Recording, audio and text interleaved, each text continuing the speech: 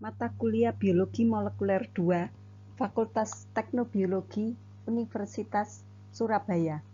Topik Pustaka Genomik dan Pustaka cDNA, bagian pertama, Mei 2020. Topik yang akan dibahas adalah pustaka DNA genomik, pustaka cDNA, dan aplikasi metode ini untuk menghasilkan produk. Tujuan pembuatan pustaka genomik dan pustaka cDNA adalah untuk memperoleh pustaka gen-gen yang menarik untuk keperluan studi klinis, pembandingan evolusioner, experimental studies, penggunaan komersial, dan dokumen atau record dari genom atau bagiannya. Prinsip konstruksi pustaka secara umum dapat dilakukan melalui beberapa tahapan berikut ini. Fragmen-fragmen DNA dipersiapkan dari genom yang dipotong-potong dengan enzim restriksi atau secara mekanis, atau berasal dari cDNA double helix.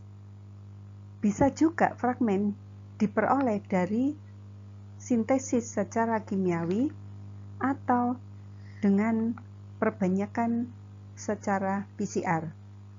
Fragmen DNA kemudian digabungkan dengan vektor yang kita sebut sebagai cloning, baik itu pada suatu vektor plasmid atau suatu faga, yaitu virus. Kemudian DNA rekombinan dimasukkan ke dalam sel inang untuk memperbanyak potongan-potongan DNA tersebut. Untuk mendapatkan gen-gen yang menarik, bisa didapatkan di antara transforman dengan proses seleksi atau screening. Subtopik pertama, pustaka DNA genomik. Apakah yang disebut sebagai pustaka DNA genomik atau DNA library atau nama lain Genes Bank? Sesuai namanya, pustaka artinya koleksi atau kumpulan. Genomik merupakan total informasi genetik dari suatu organisme. Pustaka DNA genomik merupakan suatu koleksi koloni bakteri hidup yang telah ditransformasi dengan potongan-potongan DNA dari suatu organisme. Potongan-potongan DNA ini tersimpan dalam populasi plasmid atau faga yang identik, masing-masing mengandung insert DNA yang berbeda. Prinsip konstruksi pustaka genomik.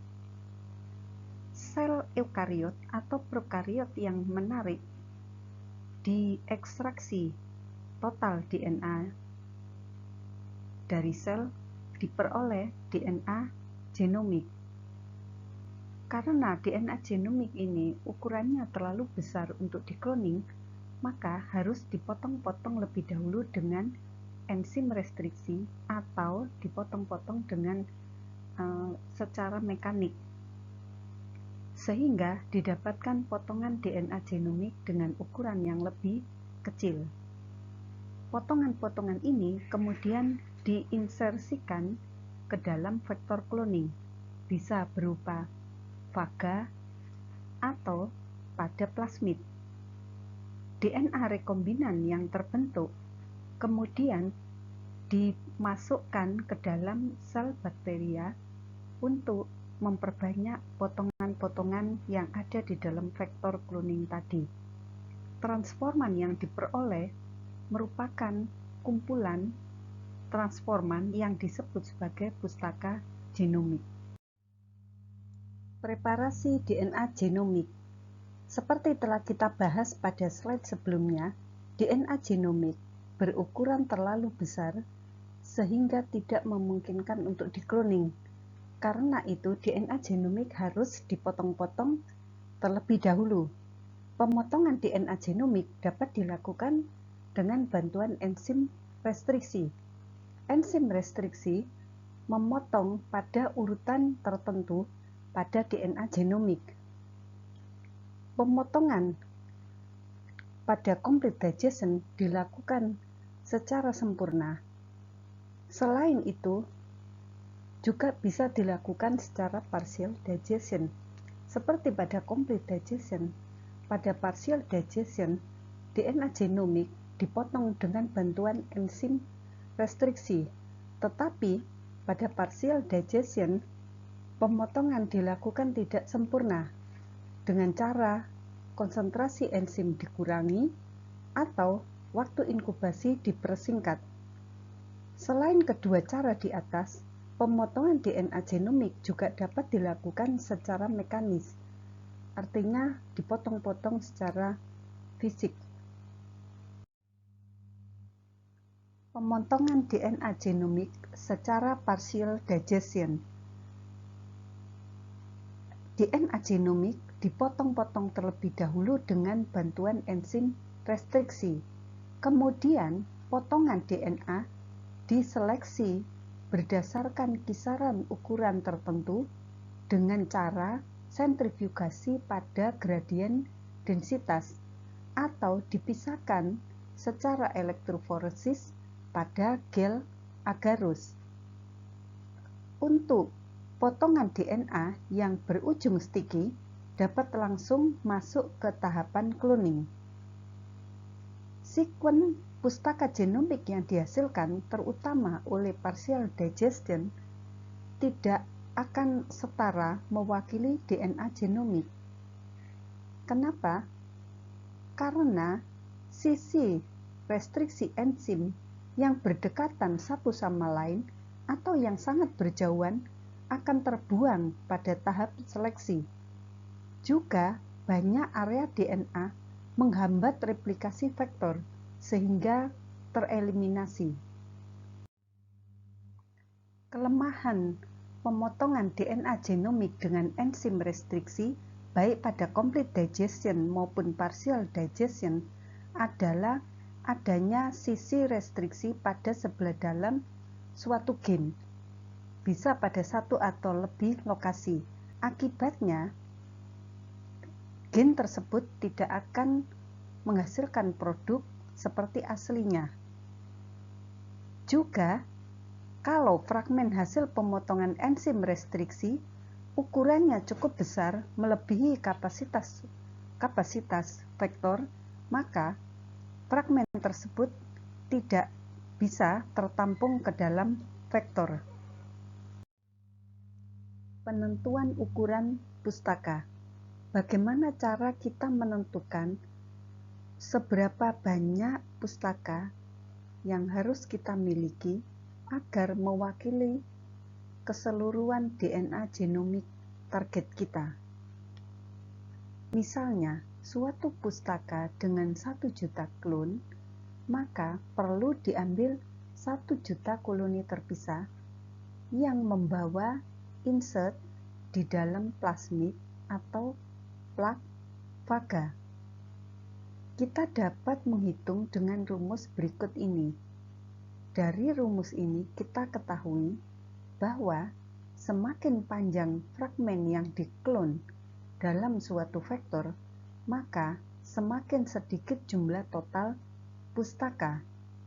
Semakin panjang DNA genomik kita, maka jumlah total pustaka akan semakin besar. Contoh, genom manusia berukuran 3,2 kali 10 pangkat 9 base pair. Lambda vektor dapat menampung sisipan sebesar 17 kilo base pair. Dengan rumus ini, kita dapat menghitung ukuran pustaka yang diperlukan sebesar 8,22 kali 10 pangkat 5 plugs yang diperlukan. Biasanya, orang membuat pustaka genomik ini 2 sampai 2,5 kali dari jumlah perhitungan. Vektor dan sel inang apakah yang tepat untuk membuat pustaka genomik? Umumnya, vektor yang digunakan Bacteriofaga lambda. Bagian Stafford fragment dibuang, kemudian diganti dengan potongan 15-17 kilobase per DNA pustaka. Keuntungan pemakaian Bacteriofaga lambda ini dapat menampung ukuran yang besar, terutama untuk DNA genomik dari eukariot. Vektor lain yang bisa digunakan adalah plasmid dan yeast artificial chromosome. Escherichia coli sebagai sel inang dapat digunakan untuk konstruksi pustaka, dan sebaiknya digunakan sel yang tidak ada sistem rekombinasinya, misalnya pada E. coli Reg E-. Kenapa? Karena tidak diharapkan ada rekombinasi ke dalam genom E. coli. Ini akhir dari subtopik pustaka genomik. Sebelum melanjutkan ke pustaka cDNA, silakan kerjakan soal di bawah ini untuk menguji pemahaman kalian. Latihan soal. Seorang ilmuwan menemukan suatu sel jamur atau sel eukariot yang dapat menghasilkan senyawa anti kanker yang sangat potensial. Pustaka genomik dibuat agar diperoleh klon untuk keperluan industri yang memproduksi senyawa tersebut. Jelaskan pendapat saudara, apakah cara ini tepat atau tidak? Berikan alasan saudara.